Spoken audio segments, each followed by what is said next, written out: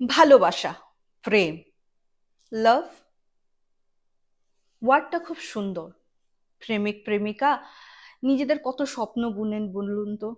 কখনো কখনো বাড়ির মানুষরা স্বীকৃতি দেন, কখনো কখনো বাড়ির মানুষরা স্বীকৃতি দেন না, সেই ক্ষেত্রে ওরা নিজের ইচ্ছায় গিয়ে নিজের একটা সম্পর্ক স্থাপন করে, ঠিক আছে, সব ঠিক আছে।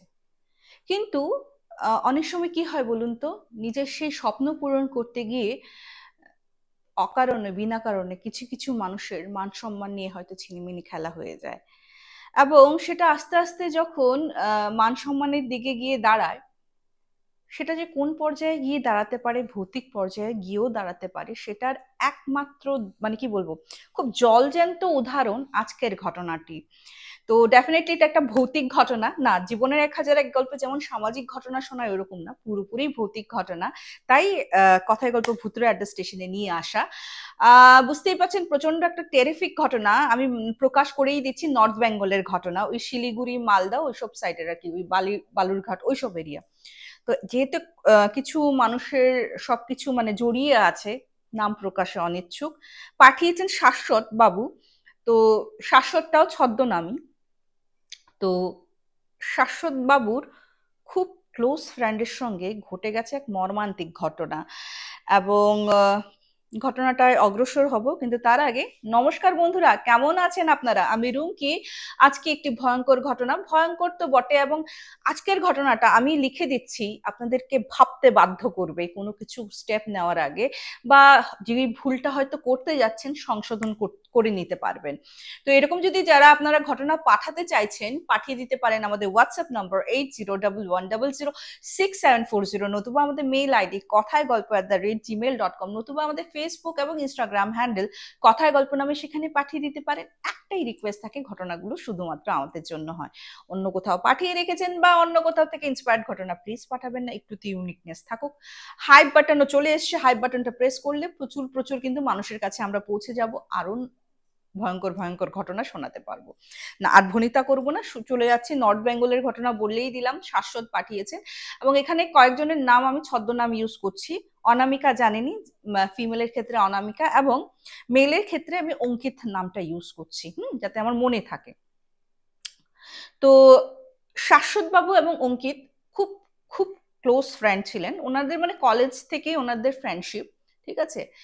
এবং শাশ্বত বাবু একটা কোম্পানিতে চাকরি করেন, ওনার ট্যুর বাগেরা আছে, কিন্তু এই অঙ্কিত বাবুর ফ্যামিলি বিজনেস তো জয়েন করেন, সঙ্গে সঙ্গে কিন্তু উনি কিছু দুটা মানে এক দুটো নিজস্ব বিজনেস, যেটার মধ্যে রেস্টুরেন্ট ছিল, যেটা খুব মানে কি বলবো, এটা নাম আছে ওই স্থানে, এই রেস্টুরেন্টটা মানে কি বলবো, খুবই মানে বেশ ভালো আর কি নাম করেছেন।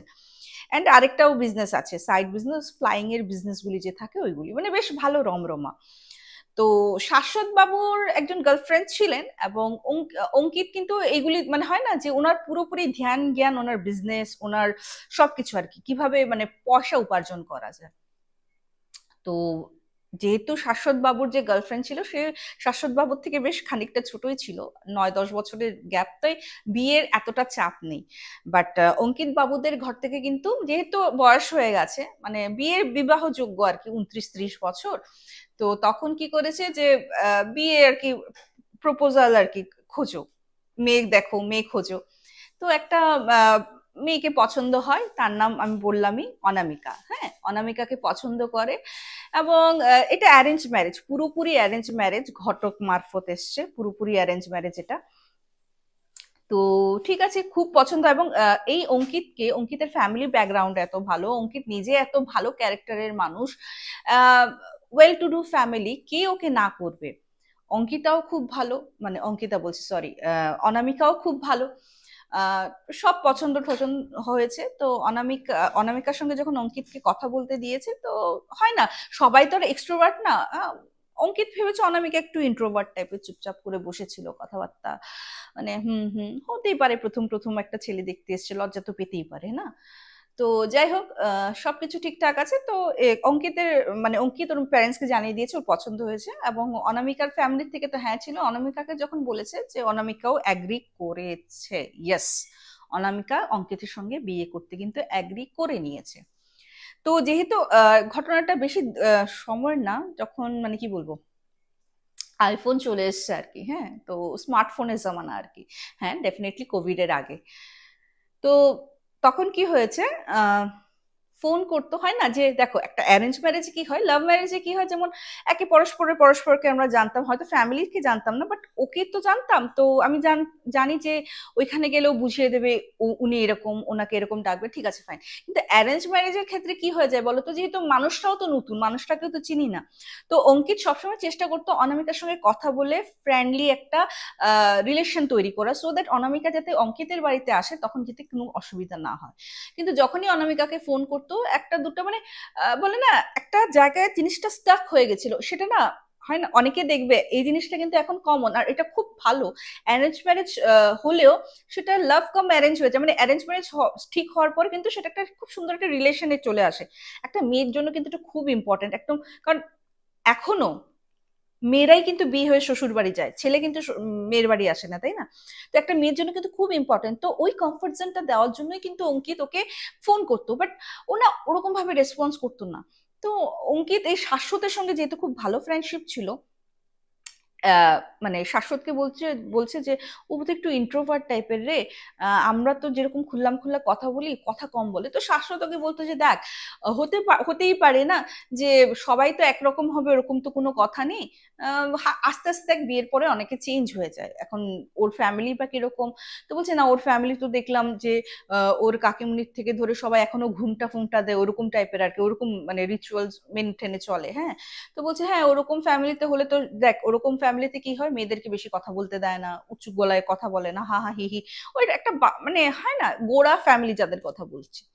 তো এরকম করে শাশ্বতকে নাকি বোঝাতো, শাশ্বতী কিন্তু আমাকে ঘটনাটা পাঠিয়েছে। হ্যাঁ, তো ঠিক আছে ফাইন। তো এরকম করতে করতে বিয়ের প্রায় ধরো 1 মাস বাকি, তো অঙ্কিতদের বাড়ি যেহেতু বললাম ওয়েল টু ডু ফ্যামিলি, কলকাতায় এসছে এবং বেশ ব্র্যান্ডেড দোকান থেকে তোমার রিসেপশনে শাড়ি লেহেঙ্গা এগুলি কেনাকাটি চলছে, ইনফ্যাক্ট জুয়েলারি অলসো এখান থেকে যাবে, সে ব্র্যান্ডেড মানে শোরুম গুলি যে আছে গোল্ডের। ঠিক আছে, এদিকে অনামিকাদের বাড়িতেও কিন্তু বিয়ের মোটামুটি তোড়জোড় শুরু হয়ে গেছে। তো তখন অনামিকা ওই কম্পিউটার একটা কোর্স করতো। হ্যাঁ, ওই জাভা ডিটিপি ওইসব তো আছে না, জাভা টেলি ডিটিপি তো খুবই বেসিক থিং, আফটার দ্যাট জাভার যেটা ইন্ট্রোডাকশন নিজের জন্য আর কি। তো করতে করতে একদিন কি হয়েছে, বিয়ের তখন ধরো 16-17 দিন বাকি, মোটামুটি বিয়ে প্রিপারেশন শেষ, নিমন্ত্রণ দূরে দূরের মানুষের তো নিমন্ত্রণ চলে গেছে, ঠিক আছে। অনামিকা আর কি, ওর বাবা বলছে যে অলরেডি আর 16-17 দিন আছে, আর কম্পিউটারের ক্লাসে যাওয়ার দরকার নেই। তো বলছে না বাবা, আজকে আমি গিয়ে না করে দেবো, আর আসছি না। আর সবাই আর কি, সবাই বলেছে একটু পার্টি ওয়ার্টি দিতে, তো ওই বন্ধুদেরকে একটু মিষ্টি খাওয়াবো, মানে হ্যাঁ এখনো কিন্তু এই ফ্যামিলি বুঝতেই পারছো, গোড়া ফ্যামিলি পার্টি মানে সবাইকে মিষ্টি খাওয়ানো, ওই রেস্টুরেন্টে গিয়ে ওইরকম পার্টি কিন্তু নয়। হ্যাঁ, ঠিক আছে ফাইন। তো মেয়ে তো গেছে, মেয়ের ক্লাস তোমার ধরো ওই 5টার থেকে 6টা, 6:30, 1.5 ঘন্টার ক্লাস। 7টা বাজে, 8টা বাজে, মেয়ে তো আসে না। 9টা বাজে, 10টা বাজে, মেয়ে তো আসে না। 10টার সময় খোঁজ কম্পিউটার স্যারকে ফোন করা হলো, বলছে না আজকে তো ও আসেইনি, বলছে না, বললো মানে ওর বিয়ে ঠিক হয়ে গেছে, জানেনি হয়তো, আমাকে তো বললো এরকম এরকম। তো বলছে ওর বিয়ে ঠিক হয়ে গেছে তো শুনেছি, কিন্তু উম এখন স্যারও তো দেখো, স্যারেরও তো একটা ইয়ে আছে না। যে ঠিক আছে, আপনি একটা কাজ করুন, ওর ওর বান্ধবীর নাম্বার আছে, বান্ধবীর সঙ্গে কথা বলুন, ওরা কিছু জানলেও জানতে পারে। স্যার কিন্তু জানতেন, কারণ কানাঘোষায় যতই হোক মানে কথা কিছু তো কানে আসে না। তো বান্ধবীকে ফোন করেছে, বলছে আঙ্কেল আমরা তো জানি না, আজকে কিন্তু ওর সঙ্গে দেখা হয়নি আমাদের। তো বলছে ওর তো বলেছে তোমাদেরকে পাঠিয়ে দেবে। বলছে না, ওরকম তো কোনো কথা হয়নি। বলছে ওর যে বিয়ে ঠিক হয়েছে তোমরা জানো? বলছে হ্যাঁ বলেছিল তো, বিয়ে ঠিক হয়েছে, মানে বিয়ের কথাবার্তা এগোচ্ছে, যে পুরোপুরি ফিক্স সেটা তো জানি না। বলছে হ্যাঁ আমাদের তো কার্ডও ছাপানো হয়ে গেছে, বন্ধু বান্ধবের জন্য আলাদা কার্ড ছাপানো হয়েছে। বলছে না অত দূর তো জানি না, আর এমনিও তো অনামিকা মানে অত তো আর কি আমরা এত খুললাম খুল্লা কথা বলি না। ঠিক আছে, খোঁজ কি হয়েছে, পুলিশেরও আমরা সবাই জানি যে একটা লিমিট টাইম পিরিয়ড অবধি কিন্তু পুলিশ কোনো ডায়েরি নেয় না। ঠিক আছে, মানে পুলিশের তো দেওয়ার আগে নিজেরা খুঁজেছে, পায় না, পরে পুলিশের হেল্প নিয়ে ওকে উদ্ধার করা হয়েছে। কিন্তু উদ্ধার কেমন উদ্ধার করেছে, অনামিকা একটা ছেলের সঙ্গে বিয়ে করে নেয়। ঠিক আছে, ওর প্রেমিক ছিল, এবং আহ, কি বলবো, এই কথাটা ওর ঘরে জানায়নি, এবং সে বিয়ে করে নেয়। এবং যেহেতু দুজনেই প্রাপ্তবয়স্ক, এখানে কিন্তু কোনো আইন কানুন কিচ্ছু করতে পারবে না, ঠিক আছে। বুঝতেই পারছো, একটা ফ্যামিলিতে একটা মেয়ের বিয়ে ঠিক হয়ে গেছে, মেয়ে এই কাণ্ড করেছে, দূরের কার্ডও ছাপ চলে গেছে, পরিবারের কি অবস্থা। ঠিক আছে, পরিবারের তো অবস্থা এরকম। আচ্ছা, এখানে একটা কথা বলে নিচ্ছি, যেটা আমি শুরুতেই বলছি, এখানে না একটা আমি শাশ্বত বাবু যদিও আমাকে আগেই বলে দিয়েছে, বাট আমি একটা টুইস্ট রাখছি তোমাদের, জাস্ট টুইস্ট একটা রাখছি আমি, হ্যাঁ। যদি উনি স্টার্টিং এই কিন্তু আমাকে কথাটা বলে দিয়েছে। ঠিক আছে, তো এখন ওই ছেলেটার বাড়ি ভাবো, যে বাড়িতে অনামিকার বিয়ে, মানে অঙ্কিতদের ফ্যামিলি, ওদের কি অবস্থা। অঙ্কিত যখন জানলো তখন সঙ্গে সঙ্গে শাশ্বতকেই ফোন করেছে যে এরকম এরকম করে নিয়েছে। আমাকে তো একবার ফোনে বলতে পারতো, ও যে কথা বলতো না, আমি তো ভাবতাম উল্টো ইন্ট্রোভার্ট, ও যে এত বড় কাণ্ড করে নেবে। বা আমাকে তো বলতে পারতো যে আমাকে ওর পছন্দ না, অন্য কাউকে পছন্দ করে না করে দিতাম। এখন ভাবতো কার্ড চলে গেছে, আমার বিয়ের বাজার টাজার, আত্মীয় স্বজনরা আমাকে কি বলবে, যে বউ পালিয়ে গেছে বিয়ের আগে, কত বড় অসম্মান আমার।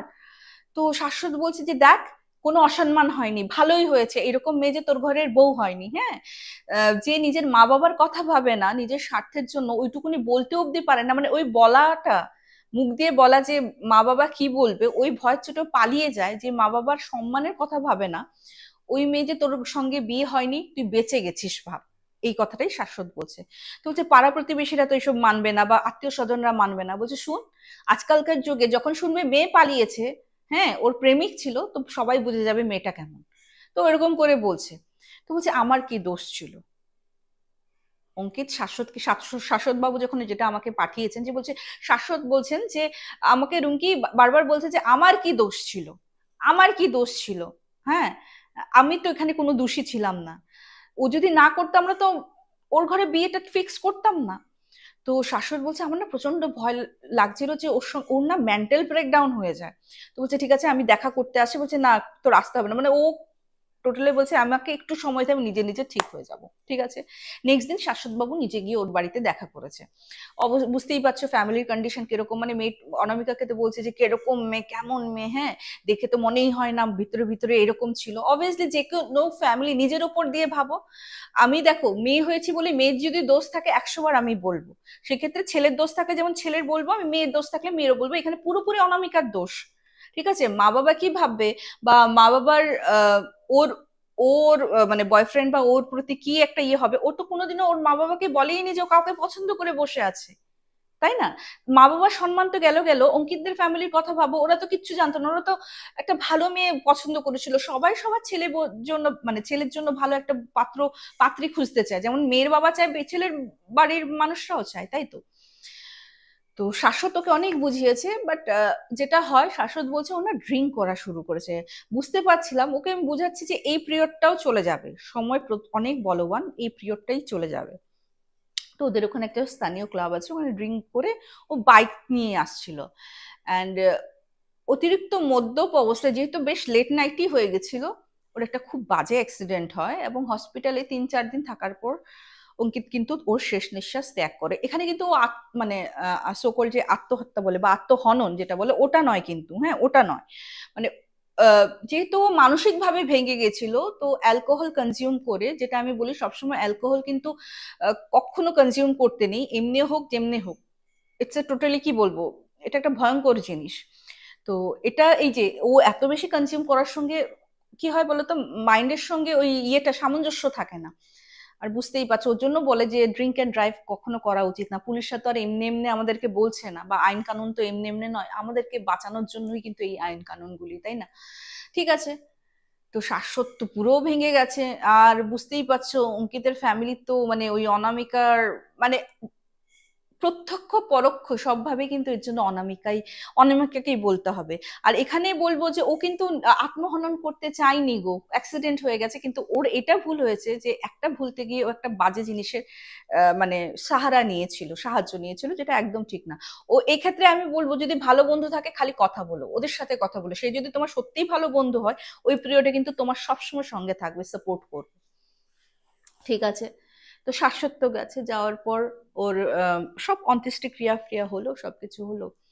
তো ঘরে এসে না শাশ্বত বলছে আমি না আমার একটু একটু মনে আছে, আবার একটু একটু মনে নেই। মানে আমি পুরো দিনের হয়তো কিছু কিছু মোমেন্ট ভুলে গেছি। যেটা আমার মা বলেছে সেটাই তোমাকে বলছে। আমি এই কথা এই এই নিয়ে অনেকগুলি ঘটনাই শেয়ার করেছি, যে জিনিসটা দেখেছি যখন কোনো আত্মার প্রভাব একজনের উপর থাকে। আমি তোমাদেরকে বলেছিলাম মাইন্ড কন্ট্রোল করে, ওরা কিন্তু মাইন্ড কন্ট্রোল করে, অ্যান্ড দ্যাটস ওয়াই শাশ্বত বাবুরও কিন্তু অনেক কিছু মনে নেই। যেটা আর কি বলছি, শাশ্বত বলছে যে দেখো মুড তো আমার অফ ছিল, খুব কান্নাকাটি করছিলাম, অ্যান্ড পাশের বাড়ি বিয়ে বাড়ি না হলেও একটা পার্টি ফার্টি হবে, হবে, সবকিছু হবে, আমার না কোনো কিছু ভাল লাগছে না। পাশের বাড়ি মানে তোমার শাশ্বতদের বাড়ি বলছে আমাদের 3 তলা ছাদ, দোতলা, মানে ওদেরই পুরো বিল্ডিং, হ্যাঁ। আর পাশের বাড়ি হলো তোমাদের, মানে নিচে আর কি তোমার ওরা থাকে, উপরে মানে দোতলা হয়নি, ছাদ টাইপের দিয়ে রেখেছে, হ্যাঁ। তো শাশ্বত বাবুর রুমটা হলো তোমার দোতলায়, তো দোতলার জানলা দিয়ে কিন্তু ওদের পুরো দেখা যায়। তো কি মানে শাশ্বত বাবু বললে যে পাশের বাড়ির ছেলেটা একটা মেয়েকে ভালোবাসতো, ওকে ভাগিয়ে নিয়ে এসছে। এখন শাশ্বত বাবু এটা জানতেন না যে এই মেয়েটা আর কেউ নয়, সেই অনামিকা। কারণ অনামিকা তো প্রচন্ড ইন্ট্রোভার্ট। এই যখন অঙ্কিত বাবুর সঙ্গে রিলেশনও হয়েছিল না, তখন কিন্তু মানে অনামিকা সঙ্গে শাশ্বত বাবুর দেখাও হয়নি। ইনফ্যাক্ট পাশের বাড়ি জানতো যে কোনো একটা মেয়ের সঙ্গে অ্যাফেয়ার ছিল, যেহেতু অনামিকাদের বাবার বাড়ি প্রচন্ড কনজারভেটিভ ছিল, তো ওরকম ভাবে খুললাম খুললে ওই ছেলেটার সঙ্গে দেখা করতো না। তাই মানে খালি জানতো। তো এটা জানতো না যে পাশের বাড়ি অনামিকাই যে ওর অঙ্কিতের মানে হবু, মানে বাগদত্তা আর কি, মানে যার সঙ্গে বিয়ে ঠিক হয়েছিল, আই মিন টু সে। এই কথাটা কিন্তু অঙ্কিতকে শাশ্বত বলেছিল। কারণ যখন অঙ্কিত এই ইনসিডেন্টটা হয়, অঙ্কিত কিন্তু অনামিকা কার সঙ্গে বিয়ে করেছে, কোথায় বিয়ে করেছে, কোন পাড়াতে গেছে, সব খবর নিয়ে যখন শাশ্বতকে ফোন করেছিল, শাশ্বত বলছে একদম আমার পাশের বাড়ি, তুই হয়তো চিনিসও, তুই তো এসছিস আমার বাড়িতে, ওই ওকে তো হয়তো চিনিসও। পার্টিকুলার ওই ছেলেটার নাম, মানে অনামিকার যে এখন হাজবেন্ড, ওর নাম না হয় আমি দিয়ে দিই প্রেম। প্রেম, যে তুই তো প্রেমকে দেখেছিস। আমি জানতাম একটা মেয়ের সঙ্গে রিলেশন ছিল, কিন্তু ও যে অনামিকা সেটা তো জানতাম না। তো ঠিক আছে, ও থম মেরে বসে থাকতো, আর মানে হয় না যে অনামিকাকে দেখছি, অথচ অনামিকা তো খুব ভালো বন্ধু অঙ্কিতার ওয়াইফ হওয়ার কথা ছিল। তো আস্তে আস্তে কি হলো, শাশ্বতের মধ্যে কিন্তু কিছু চেঞ্জেস আসা শুরু করলো। ফর এক্সাম্পল, শাশ্বতরা কিন্তু ঘটি ছিল, ওয়ারেস অঙ্কিতরা কিন্তু বাঙ্গাল ছিল। অঙ্কিতের বাড়িতে কিন্তু পুরো বাঙ্গাল ভাষা, আমি যেমন করে কথা কই ওই রকম কথাই চলতো, কিন্তু শাশ্বতের বাড়ি কিন্তু যদিও দেখো নর্থ বেঙ্গলের একটা টান আলাদা থাকে, বাট ওরা শুদ্ধ বাংলায় কথা বলতো, যেটা মানে এখানে চলতি ভাষা ওটাতেই কথা বলতো, যেহেতু ওরা ঘটি। তো মানে শাশ্বত এবং অঙ্কিত যখন কমিউনিকেট করতো মানে শুদ্ধ বাংলাই বলতো, মাঝে মধ্যে হয়তো অঙ্কিত বাঙাল ভাষাটা কইতো। শাশ্বত কি বলছে বলো, তোর মার সঙ্গে যখন কথা বলছে বাঙাল ভাষায় কথা বলছে, আমার এইটা দিও না, শুটকি মাছ রাঁধছো, লইট্টা শুটকি আনছো, এরকম করে। তো বলছে আমাদের বাড়িতে তো শুটকি হয় না, তুই কি ভাষায় কথা বলছিস। আস্তে আস্তে যেমন চেঞ্জ হচ্ছে, অঙ্কিত যেমন করে কথা বলতো, শাশ্বতের মধ্যে কিন্তু ওই জিনিসটা আসা শুরু করলো। আমি বললাম ওর রুম থেকে, মানে ও যেহেতু দোতলায় রুম, ওর ওখান থেকে কিন্তু পুরো দেখা যায়। যেহেতু মানে ভাগিয়েই বিয়ে করে এনেছে প্রেম, বাট স্টিল একটা যখন বিয়ে হয়েই গেছে, একটা রিচুয়ালস তো করতে হবে। 15 দিন পর কিন্তু একটা রিসেপশন ছিল। তো অনামিকাকে দেখতো, দেখে দেখে না শাশ্বত প্রচন্ড জোরে চিৎকার করতো। পাশের বাড়ি থেকে শুনতো যে চিৎকার চেঁচামেচি হচ্ছে, কেন হচ্ছে সেটা জানতো না, মানে ও রাগে ফেটে পড়তো ওই রকম টাইপের, হ্যাঁ। তো যখন পার্টি দিয়েছে, শাশ্বত কিন্তু গেছে 15 দিন পর, মানে 15 দিন ধরে কিন্তু শাশ্বতের মধ্যে অনেক চেঞ্জেস এসছে, ছোট ছোট, যেটা আর কি। শাশ্বত বলছে যে দেখো আমার মার মুখে যেটা শুনেছি, কিছু কিছু আমার মনে আছে, যে অনেক সময় হয়তো অনামিকার গলা শুনলে আমি ভাবতাম যে এখন তো অঙ্কিত যদি থাকতো একসঙ্গে থাকতো, ওইরকম ভাবতাম, হ্যাঁ। আবার কিছু কিছু সময় নাকি ওর গলা শুনলে আমি বলে রেগে মানে নিজের মানে মাথা দেওয়ালে খুঁড়তাম, মানে দেওয়ালে মারতাম আর কি, ঘুষি মারতাম দেওয়ালে, এইরকম আর কি আমার মা দেখেছে। তো বলছি কি হলো রে, কেন এরকম করছিস, বলছে আমি আওয়াজ নিতে পারছি না, কেন ইয়ে করছে, হ্যাঁ কেন ইয়ে করছে। তারপর খালি ওর মাকে বলছে ও মা আমি কি দোষ করেছিলাম, মানে মাকে বলছে যে আমি কি দোষ করেছিলাম, হ্যাঁ আমি কি দোষ করেছিলাম, আমার সঙ্গে এরকম কেন করলো। তো মা বলছে কে করেছে, বলছে ও যে করলো ওরকম করলো, আমি কি দোষ করেছিলাম, আমার তো কোনো দোষ ছিল না, আমাকে বললেই হতো, এই কথাটা খালি বলতো, এই কথাটা খালি বলতো। আচ্ছা যখন ওকে পজিশনের হালাতে কিন্তু ওর মাকে মা বলে সম্বোধন করতো না, হ্যাঁ, তো কিছুই সম্বোধন করতো না, খালি ও ওর পয়েন্ট অফ ভিউ গুলি রাখার চেষ্টা করতো। যেহেতু রিসেপশন আমি বললাম গেছিল, যার পর ও খালি অনামিকার দিকে রাগত দৃষ্টিতে এরকম করে তাকিয়ে দেখছে। তো যখন পরিচয় পর্ব চলছে যে হ্যাঁ পাশের বাড়ি একদম আমাদের প্রেমের থেকে কিন্তু শাশ্বত 1-1.5 বছরের বড়, হ্যাঁ, তো তোমার কিন্তু দাদা ভাই বলে ডাকবে তুমি। তারপর অনামিকা আর কি উঠিয়ে বলছে। তারপর অনামিকাকে না মানে যখন ধরো প্রেমের বন্ধু টন্ধু এসছে অনামিকার সঙ্গে, মানে মানে শাশ্বতের মাও আছে, শাশ্বত আছে, অনামিকার সঙ্গে কথা বলছে। অনামিকাকে বলছে যে জিনিসটা খুব ভুল করেছো, খুব খারাপ করেছো, হ্যাঁ, খুব খারাপ করেছো, বলে দিলেই পারতে আমার কি দোষ ছিল, আমি তো ক্ষমা করব না। অনামিকা না ফ্যাল ফ্যাল করে তাকিয়ে আছে, হ্যাঁ। তারপর শাশ্বতের মা বলছে যে তুমি খারাপ পেও না। শাশ্বতের মা কিন্তু জানতো না অঙ্কিতের সঙ্গেই যে এর বিয়ে ঠিক হয়েছে, অঙ্কিতের মানে বিয়ে ভেঙেছে এটা জানতো, কিন্তু কোন মেয়ের সঙ্গে না শাশ্বত কিন্তু তখন ওর মাকে পুরো ক্লিয়ারলি বলেনি। হুম। আর এদিকে কিন্তু প্রেমের ফ্যামিলি মেম্বাররা জানতো যে অনামিকার বিয়ে ঠিক করে দিয়েছিল জোর জবরদস্তি বলে, ও প্রেমের সঙ্গে ভেগে চলে এসেছে। কার সঙ্গে হয়েছে কি হয়েছে কিচ্ছু জানতে না, ছেলেটা যে মারাও গেছে সেটাও কিন্তু ওরা জানে না, হ্যাঁ। তো বলছে না না তুমি খারাপ পেও না, আসলে ওর খুব ভালো বন্ধু, সে মারা গেছে, তারপর থেকে না ও একটু কেমন কেমন নিয়ে করে, আমি জোর করেই নিয়ে এসেছি, সবার সঙ্গে মিললে টিললে হয়তো মানসিক অবস্থাটা ঠিক হবে। বলে না চোরের মানে চোরকে দাড়ি মে তিনকা হিন্দিতে যে বলে, ও তো জানে ও কি কাণ্ড করেছে। ইনফ্যাক্ট অঙ্কিত যে মারা গেছে সেটাও কিন্তু ওর কানে এসছে ওর বন্ধু মারফত। যাই হোক একটা গিল্ট তো কাজ করে রে বাবা, তাই না? তো যাই হোক শাশ্বতের যখন জিনিসগুলি আরো মানে বাড়তে লাগলো, পাগলের মতো চিৎকার চেঁচামেচি করলো, ওকে মানসিক ডক্টর দেখানো হলো। কারণ এই ভূত প্রেতের কথা কখনো মাথায় আসেনি কারো।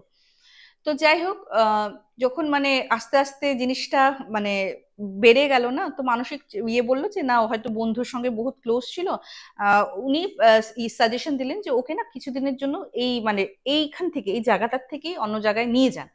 তো শাশ্বত বাবুর মা কি করলেন, ওকে নিয়ে ওর মামার বাড়ি চলে গেলেন, হ্যাঁ, 5-6 দিনের জন্য। আর অফিস থেকে ছুটি নিয়ে নিয়েছেন, এরকম কন্ডিশনে কই আর অফিস করবে, ঠিক আছে। শাশ্বত তো ওখানে গেছে, গিয়ে কিন্তু শাশ্বত পুরো রিকভার হয়ে গেছে। শাশ্বত এখানে একটা কথা বলেছে, রুমকি আমার কোনো রকমের কোনো ঝাড়ফুঁকও লাগেনি, কোনো ওঝা লাগেনি। হ্যাঁ ওখানে যেমন আমার মামার বাড়িতে সবার বাড়িতে একজন ঠাকুর প্রতিষ্ঠিত থাকেন, তো আমার ভাল লাগতো, আমি করতাম, মানে তখন কিন্তু আমি অনেকটা ঠিক হয়ে গেছিলাম। মানে আমার মানে ওই যে বললাম যে মনে থাকতো না, আমার সব মানে ডে টু ডে এর কথা মনে আছে, সবকিছু মনে আছে, খালি ওই পিরিয়ডের কথা উনি ভুলে গেছেন। মানে উনি পুরোপুরি কিওর হয়ে গেছেন উইদাউট এনি ঝাড়ফুঁক ওর বাবাজি। তো কিন্তু এদিকে শাশ্বত তো ঠিক হয়ে গেছে, এদিকে প্রেমের মানে অনামিকার যে হাজবেন্ড, ওর বিহেভিয়ারে না কিছু চেঞ্জ আসা শুরু করলো। ফর এক্সাম্পল অনামিকাকে ও সহ্য করতে পারছিল না, বিয়ের 1 মাসও হয়নি, ঠিক আছে, অনামিকাকে সহ্য করতে পারছিল না। ঘুমিয়েছে তো ধর একটা খুব সুন্দর একটা মোমেন্ট কাটিয়ে ওরা ঘুমিয়েছে, মিডিল রাত্রে উঠে না একদিন কি হয়েছে, অনামিকা চুলের মুঠে ধরেছে, ধরে না উঠিয়েছে, উঠিয়ে বলছে আমার কি দোষ ছিল। বলছে মানে আমার কি দোষ ছিল, আমি কি করেছি? বলছে যে আমার কি দোষ ছিল, আমার মান সম্মান নিয়ে কেন খেললি, এরকম মানে তুই তুকারি করেই বলছি কেন খেললি। একটা মানুষের কতটুকু রাগ থাকতে পারে ভাবো। কাউকে জাজ করার আগে না আমি সবসময় নিজের উপর নিয়ে ভাবি। তো তোমরা যদি মানে ভাবো এখানে কার দোষ গুণ, তার আগে নিজের নিজের সঙ্গে ভেবে দেখবে, তাহলে হয়তো সবকিছুকে না একটা আমরা ওই রকম অ্যাঙ্গেলে দেখতে পারবো। তো তুই তুকারি করেই শাশ্বত বাবু যেমন আমাদেরকে পাঠিয়েছেন, যে তুই তুকারি করেই বলছেন যে তুই আমার সঙ্গে এরকম কেন করলি, আমি তোর কি করেছিলাম, তুই আমাকে কেন আগে বললি না, হ্যাঁ, মানে কিছু বাজে বাজে গালিও দিয়েছে। তো ও তো কিছুই বুঝতে পারছে না, হ্যাঁ। তারপর মানে অঙ্কিত যখন জীবিত ছিল, অনামিকাকে তো বললাম, অনামিকা তো রেসপন্স করতো না, অঙ্কিত তো করতো। তো অনামিকাকে না একটা ছোট্ট সুন্দর একটা নাম, প্রত্যেকেরই একটা বোধহয় বর বা মানে হাজব্যান্ড ওয়াইফ দুজনই একে অপরকে বোধহয় একটা খুব সুন্দর নামে ডাকে, হ্যাঁ, বা একটু ডিফারেন্ট নামে ডাকে এগো ওগো ছাড়াও। তো একটা খুব সুন্দর নাম, এই ধরো মন, মন বলে ডাকতো। তো ও বলেছিল আমি কিন্তু তোমাকে এখন থেকে মন বলে ডাকবো, হ্যাঁ, অনামিকা বলে ডাকবো না, মানে ওর রিয়েল নামটা ধরে ডাকবে না আর কি। তো তখন বলছে যে আমি তোমাকে কত ভালোবাসছিলাম, মন, মন বলে ডাকতাম না। যখন মন বলেছে তখন তো অনামিকা পুরো শেষ, কারণ এই নাম তো অঙ্কিতই ডাকতো ওকে। তো ভয়ে তো কাঁপছে, আর কি বলবে, ঠাকুরের নাম যে নেবে কিছু না, মানে ও তো উগ্র রূপ দেখেই যাচ্ছে, আর ও তো হম্বি তম্বি করেই যাচ্ছে, কেন করলে, একটাই কথা, তুই আমার সঙ্গে এরকম কেন করলি, আমার মান সম্মান নিয়ে কেন খেলা করলি, আমি তোকে কি করেছিলাম, আমি তোদেরকে চিনতাম না, কিচ্ছু করছিলাম না, তোকে আমি মানে প্রপোজাল পাঠিয়েছি, তুই এগ্রি করেছিস, তারপর আমাদের সঙ্গে মানে সবকিছু ইয়ে হয়েছে, তখন তুই কেন আমাকে ফোনে বললি না, তাহলে তো আমি আমি কোনোদিনও তোকে বিয়ে করতাম না, তুই কেন এরকম করলি, আমার মান সম্মান নিয়ে কেন খেললি, কত মানুষের কাছে আমার মাথা হেট হয়েছে, হ্যাঁ। তো এরকম করতে করতে ও বোধহয় অনামিকা কখন বেহুশ হয়ে গেছে জানে না, এগুলি কিন্তু যেহেতু শাশ্বত একদম ওদের পাশের বাড়ি, পরে এগুলি কিন্তু রিভিল হয়, তখন শাশ্বত জানতে পারে, দ্যাটস ওয়াই আমি হয়তো অনামিকার পার্টটা এত সুন্দরভাবে তোমাদেরকে গুছিয়ে বলতে পারছি। এই গেল, এখন বউ হয়েছে, তুমি এখন যাই করো বাবা, একটু তো শ্বশুর বাড়িতে সবাই এক্সপেক্ট করে বউয়ের হাতে রান্না ওটা খাবো, বউয়ের হাতে রান্না ওটা খাবো, তাই না, সবাই এক্সপেক্ট করে, অ্যান্ড ইটস কোয়াইট অবভিয়াস, হ্যাঁ। তো ও যখন রান্না করে, তো শাশুড়ি কিন্তু প্রথম প্রথম ইনস্ট্রাকশন দিয়ে দেয়, কারণ প্রত্যেকের ঘরের রান্না আলাদা আলাদা, হ্যাঁ, সে যে যতই জানুক। তো ইনস্ট্রাকশন দেওয়ার পরে প্রথম রান্না জঘন্য হয়, নুনে পোড়া, মিষ্টিতে পোড়া, জঘন্য। একদিন কি হয়, মানে ও যখনই আনতে চায় এরকম মিসহ্যাপ একটা হয়, কেউ ভালো করে মানে বুঝেই গেছে, মানে ওরা তো আরে ঠারে বলছে যে বউ রান্না করতে পারে না, এই বউ দিয়ে কি হবে ভগবান জানে, হ্যাঁ, তোমার বউকে হয়তো অফিসেই খাতা কলম নিয়ে পাঠাতে হবে, এই বউ রান্না করার বউ না, মানে রান্না করতে পারবে না। তো যাই হোক, তো শাশুড়ি মা শ্বশুর বলে না না, আস্তে আস্তে শিখে শিখে যাবে, বাচ্চা মেয়ে কোনোদিনও করেনি, হ্যাঁ, যেরকম আর কি হয়, আর এরকমই হয়তো হওয়া উচিত। হুম, নিজের মেয়ে হলেও তো এরকমই করে না মা বাবারা। তো যাই হোক, এই গেল, একদিন কি হয়েছে, চুল মানে শাশুড়ি তো রান্না করে নিয়েছে, তো অনামিকা মানে বলছে যে মা আমি চুলাটা পরিষ্কার করে নিই, হ্যাঁ, আপনি তো রান্না করেছেন, এইটুকুনি আমি করিনি, আপনি একটু বসেন। ও জাস্ট চুলাটা পরিষ্কার করেছে, করার পরে না বলছে যে তুমি ইয়ে বৌমা ওই রেগুলেটরটা অফ করে দিও, ওই রেগুলেটর অফ করতে গেছে, হঠাৎ কোনো গ্যাস লাইটার ফাইটার কিচ্ছু জ্বালানো হয়নি, মানে বড় বার্নাটার মধ্যে দপ দপ করে আগুন লেগে না পুরো স্প্রেড হয়ে গেছে, অ্যান্ড থ্যাংক গড ও রেগুলেটরে এখানেই হাত ছিল যে ও নিভাতে যাবে, সঙ্গে সঙ্গে নিভিয়ে দিয়েছে, আর ওটা কিন্তু দাউ দাউ করে জ্বলছে, পুরোপুরি জানলা ফানলা খুলে না ও চিৎকার করছে মা মা শিগগিরই এসো শিগগিরই এসো।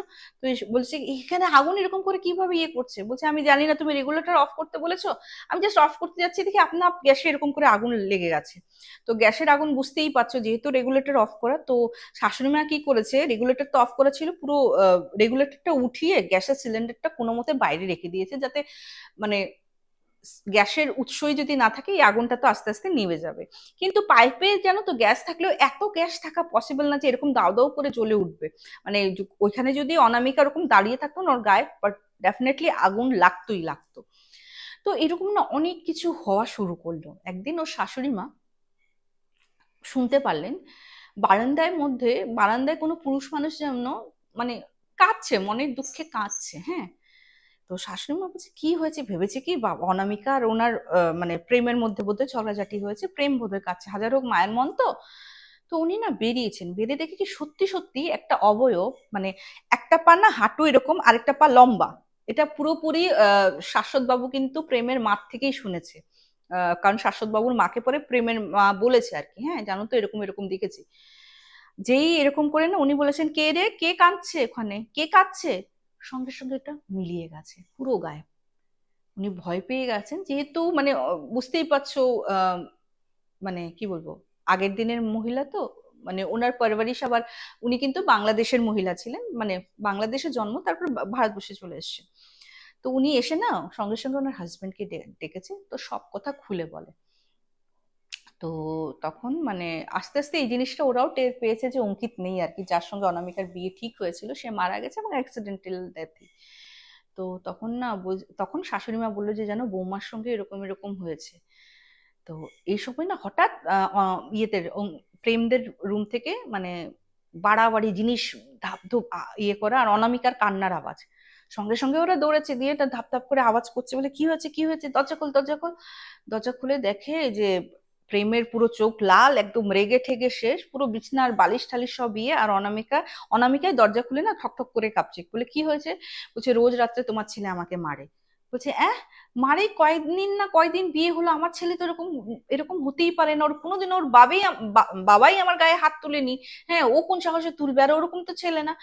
কিন্তু ওর তো শরীর কাঁপছে, বলছে বিশ্বাস করো মা। তারপর দেখিয়েছে, হ্যাঁ চুলের মুঠি ধরলে দেখবে এগুলি ফুলে ফুলে যায়, যদি কেউ যদি জোরে ধরে না এই স্ক্যাল্প গুলি কিন্তু ফুলে ফুলে যায়। তারপর স্ক্র্যাচেস গুলি দেখেছে, বলে দেখো মা দেখো। হ্যাঁ, আর এদিকে না খালি ও একটা কথাই বলে যাচ্ছে, প্রেম এখন একটা কথা বলছে, হুম, আমি কি দোষ করেছিলাম, কেন করলি আমার সাথে, আমি কি দোষ করেছিলাম। প্রেমের মা কোথাও না কোথাও বুঝে গেছে এটা নর্মাল নয়, এটা কিছু এমন একটা কিছু যেটার হয়তো সলিউশন হয়তো ওনাদের হাতে নেই। পরের দিন ওনার মানে যারা যারা মানে চেনা জানা যাদের, ওদের সঙ্গে কনসার্ট করলেন যে এরকম মনে হচ্ছে যে ঘরটাকে একটু বাঁধাতে হবে, একটু হাওয়া বাতাস লেগেছে বোধহয়, হ্যাঁ কি করা যায়। তো ওনারই কোনো চেনা পরিচিত একজনের নাম নিলেন, তো ওনাকে যখন সব কথা বললেন, বলার পর উনি বলছেন যে আমি আসতে হবে আমার তোমাদের বাড়িতে। তো উনি যখন আসলেন, আসার পর সবকিছু দেখলেন, বলছে হ্যাঁ এখানে একটা একটা ছায়া, স্ট্রং ছায়া তো আছে, এবং সে প্রচন্ড রেগে আছে, প্রচন্ড রেগে আছে, এমন ভাবে রেগে আছে মানে সে হয়তো একটা প্রাণ না নিয়ে যাবে না, আর ও এসছে একটা প্রাণ নেওয়ার জন্য। তো মানে দুয়ে দুয়ে চার করলে বোঝাই যাচ্ছে অনামিকার জন্য সে এসছে, যেহেতু অনামিকাই মানে সবকিছুর জন্য অনামিকাকেই সে দায়ী মনে করছে। তো যাই হোক, তো বলছে যে ওকে রিচুয়ালস করতে হবে। তো সবকিছু বলার পর এখন ব্যাপারটা কি হলো, ওরা তো এখানে রিচুয়ালস করে দেবে, কিন্তু এই আত্মার শান্তির জন্য অঙ্কিতের ফ্যামিলির কাজ করতে হবে, হ্যাঁ কিছু রিচুয়ালস বলেছে, ওটা ওদের বাবার মানে ওর বাবা মার পারফর্ম করতে হবে অঙ্কিতের জন্য। তো ততদিনে শাশ্বতরা চলে এসেছিল, তো শাশ্বতের মা যখন সব কথা মানে শাশ্বত তো বলেছে আর কি, যখন এই সব কথা শুনে শাশ্বতর মাকে সব কথা বলেছে, তো শাশ্বতর মা গিয়ে প্রেমের মার সঙ্গে সব কথা বললো। তো প্রেমের মা ওর শাশ্বতকে বললো, বাবা তুই একটু ইয়ে করে দে বাবা, যেহেতু চলে গেছে চলে গেছে, বুঝতে পারছি দোষ ভুল গুণ হয়েছে বুঝতে পারছি, কিন্তু যে আছে তাদেরকে তো বাঁচতে হবে, তাদেরকে তো বাঁচাতে হবে বাবা। দেন তখন শাশ্বত বাবু নাকি ফোন করেছে অঙ্কিতের মা বাবাকে, তো অঙ্কিতের মা বাবা বলেছে আমরা আসছি, যেহেতু শাশ্বতের বাড়ি ওরা চেনেই। আসার পর যখন সব কথা উনি মানে যে এসছিলেন আর কি, পুরোহিত মশাই মা তান্ত্রিক, যে যেটাই বলি আমরা, ওঝা আর কি, ওঝাই বলি, সব কথা খুলে বলার পর বলছে না আমার ছেলেটা এমনিও বহুত কষ্ট পেয়েছে, মৃত্যুর পরেও ও যখন কষ্ট পাচ্ছে না, কিছু যা বলেছেন আমরা করে দেবো। তো উনি বললেন যে আপনি আমাদের বাড়িতে এসে ওই রিচুয়ালসটা করুন, আমরা করবো আর কি। বলছে ঠিক আছে। তো এই বাড়িটা বাঁধানোর পর অঙ্কিতদের বাড়ি সেই তান্ত্রিকই যায়, গিয়ে ওনারা রিচুয়ালস করার পর উনি বলেছেন যে এখন অনেকটা ও শান্তি হয়েছে, ওর শান্তি পেয়েছে ও, কিন্তু 1 বছর পর আপনারা কিন্তু প্রেত শেলাতে গিয়ে, যেহেতু একটা অপমৃত্যু ছিল, অপমৃত্যু অ্যাক্সিডেন্টাল ডেথ, কিন্তু ও তো ভাবেনি যে ওর মৃত্যু এখন হয়ে যাবে, বা ওর অসম্মান হয়েছে, বা ও মানে এতটাই মনে কষ্ট ছিল, কিন্তু ও এটাও ভাবেনি যে ও প্রাণটা চলে যাবে, মানে যেটা আর কি বলেছে সময়ের সঙ্গে সঙ্গে হয়তো হিল হয়ে যাবে, ওটাই ভেবেছিল আর কি। তো বলছে যে আপনি প্রেতশিলাতে গিয়ে কিন্তু ইয়ে করে আসবেন। যাই হোক, যেমন উনি বলে গেছিলেন, তারপর যেহেতু বললাম অনেক দিনের আগের কথা, ওর অঙ্কিতের মা বাবা কিন্তু প্রেতশিলাতে গিয়ে ওর নামে পিণ্ডদান করে এসছে।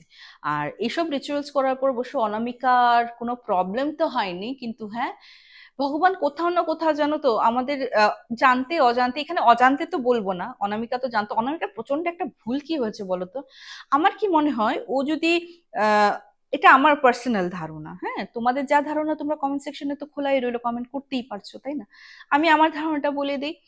যে অঙ্কিতকে যদি ও ফ্রেন্ড বানাতো, এবং ফ্রেন্ড বানিয়ে আস্তে আস্তে যদি বলতো যে দেখো এরকম এরকম আমি একজনের সঙ্গে বাট আমার ফ্যামিলি এরকম, তুমি এরকম কিছু একটা হেল্প করো না, হয়তো অঙ্কিত যেরকম ছেলে না, আমার মনে হয় ও করতো কিন্তু ওকে হেল্প, হ্যাঁ। তো ওটার জন্য আমরা যদি মানে মানুষকে না এমনি না করতে মানে অ্যাজাম্পশনের উপর চলা উচিত না যে এই মানুষটা এরকমই হবে। আনটিল আনলেস মানুষটার সঙ্গে কথা বলো, মানুষটার সঙ্গে একটু মেশো, তাহলেই তো বুঝতে পারবে ওর ক্যারেক্টারটা কেমন। মানে ওকে দেখে একটা অ্যাজাম্পশন বানিয়ে দিলাম, ওরকম কিন্তু কখনো করা উচিত নয়, যেটা অনামিকা করেছে। আর আমার মনে হয় এই ক্ষেত্রে যদি ও অঙ্কিতের থেকে হেল্প চাইতো, অঙ্কিতে হয়তো ওর মা বাবাকে বলতো, বা ওর ওর এদিকে তো বিয়েটাও ক্যান্সেল করিয়ে দিত, তাই না। অনামিকা এখনো আছে, কিন্তু অনামিকার কিন্তু এখনো ইস্যু হয়নি। কোভিড এর আগের বলেছি তো, কোভিড তো 2020 2025 চলছে অলমোস্ট, কোভিড এর বেশ আগেই আর কি, এখনো কিন্তু কোনো রকমের কোনো ইস্যু আসেনি। অ্যান্ড হাজব্যান্ড ওয়াইফ আছে, বাট আমার মনে হয় যে প্রত্যেকটা সময়ের তো একটা কাজ আছে, বাচ্চাটাও এসে পড়া উচিত। তো সবারই হয়তো ইচ্ছে করে, বাট এই ক্ষেত্রে আরেকটা অপশন আমি সবসময়, এটা কিন্তু আমি সবাইকে বলি, যদি এরকম ইস্যু না আসে আমার মনে হয় অ্যাডপশন থেকে ভালো অপশন হতে পারে না। আর আমি তো মনে করি ভগবান উল্টা এটাকে না একটা কি বলবো ভালো কাজ করার একটা তোমাদেরকে চান্স দিচ্ছে, যাদের কোনো ইস্যু আসছে না, অ্যাডাপশন করো। তো চলো, কেমন লাগলো আজকের ঘটনাটা? শিখলে তো? আমি বলবো থ্যাংক ইউ সো মাচ শাশ্বত বাবু এই ঘটনাটা পাঠানোর জন্য। অনেক সময় আবেগের বশবর্তী হয়ে কম এজে অনেকে অনেক কিছু ডিসিশন নিয়ে ফেলে। হ্যাঁ, ডেফিনেটলি এটা ওদের পার্সোনাল ব্যাপার ছিল, প্রাপ্তবয়স্ক পছন্দ করেছে, বিয়ে করতেই পারে। কিন্তু একবার যে মা বাবা আর কি বড় করেছে, একবার তো ইনফর্ম করা উচিত ছিল, এটা আমার অপিনিয়ন। আর ওই ছেলেটা ও কিন্তু কোনো কিছু মানে কোনো কিছুতেই ও দায়ী নয়। সবচেয়ে থেকে হার্ম কিন্তু ওরই হলো, তাই না? তো আমি তো শিক্ষা পেলাম। আর যারা এরকম ভাবছো, একবার মা বাবার সঙ্গে কথা বলো। তো চলো, অনেক কথা বলে ফেললাম, যেহেতু ঘটনাটাই এরকম ছিল। কথাগুলি হয়তো না বললে আমার মনে একটু কেমন কেমন লাগতো, তাই প্রকাশ করে দিলাম। তো যারা নতুন দেখছো, রিকোয়েস্ট করবো সাবস্ক্রাইব করতে ভুলো না। শেয়ার করো, প্রচুর প্রচুর শেয়ার করো।